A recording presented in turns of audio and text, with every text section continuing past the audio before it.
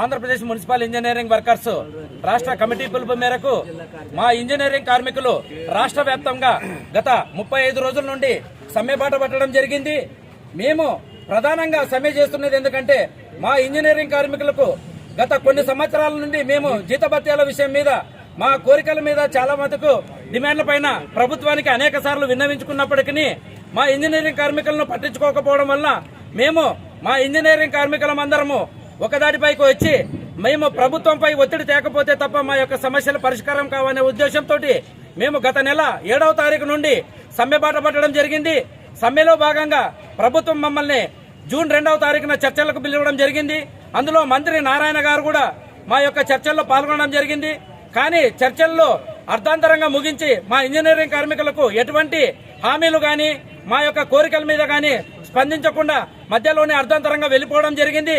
అందువల్ల ఆ రోజు నుండి అనగా 3/6/2025 నుంచి మా ఇంజనీరింగ్ కార్మికులు రాష్ట్ర వ్యాప్తంగా తమ విధులను పూర్తి స్థాయిలో బహిష్కరించి సమ్మె బాట పట్టడం జరిగింది.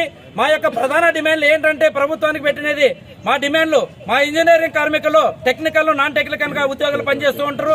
టెక్నికల్ గా వాళ్ళకి 29,200, నాన్ టెక్నికల్ వాళ్ళకి 24,500 ఇవ్వాలని, అలాగే 15 సంవత్సరాలు సర్వీసు పైబడిన ప్రతి కార్మికుడిని రెగ్యులరైజ్ చేయాలన్నది ఒక డిమాండ్. అలాగే మాకు మా ఇంజనీరింగ్ కార్మికులు రాత్రనక పగలనక కష్టపడి పనిచేస్తుంటాము.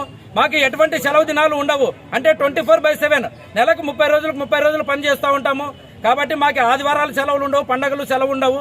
అంటే మొత్తం మీద 52 ఆదివారాలు, అలాగే రాష్ట్ర జాతీయ అంతర్జాతీయ సెలవులు 17 గాను మాకు మొత్తం 69 రోజులు పని దినాలుగా ప్రకటించిన వాటిని సమ్మెన జీతాలన్నా ఇవ్వండి, లేక మాకు సెలవులుగానైనా ప్రకటించామని అడుగుతున్నాము.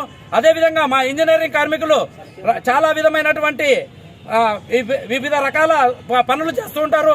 ఆ విధి నిర్వహణలో కనుక మరణిస్తే వారి కుటుంబాలకు 10 లక్షల రూపాయలు ఎక్స్గ్రేషియా, వారి కుటుంబంలో ఒకరికి ఉద్యోగం ఇవ్వాలని, అలాగే పూర్తి స్థాయి కనుక ఏదైనా పనులు చేసేటప్పుడు అంగవైకల్యం సంభవిస్తే వారు విధి నిర్వహణలో చేయలేని పరిస్థితుల్లో ఉంటే వారి కుటుంబంలో ఒకరికి ఉద్యోగము లేదా వారికి 10,000 రూపాయలు పెన్షన్ అని ఇవ్వాలని, అలాగే ఈ మధ్య కాలంలో మా ఇంజనీరింగ్ కార్మికుల్లో ఉన్నటువంటి కార్మికులను కొంతమందిని మీకు 60 సంవత్సరాలు పైబడి ఉన్నాయి, మీకు రిటైర్మెంట్ ఇస్తున్నామని చాలా మందిని ఇంటికి కూడా సాగనంపడం జరిగింది.